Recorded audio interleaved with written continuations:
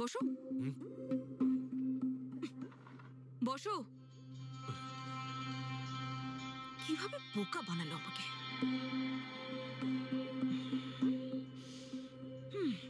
ছি।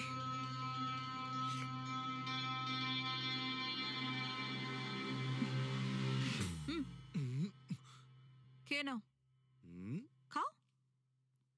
আরে স্বাস্থ্যের পক্ষে খাওয়া ভালো, খাও। আচ্ছা ছাড়ো, তোমাকে একটা গল্প শোনাই আমি।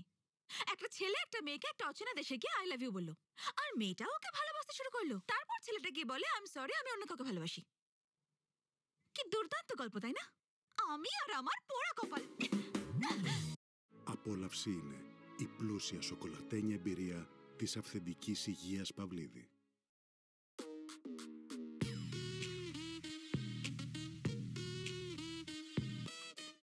ঋষি, হ্যালো, আমার দিকে তাকাও।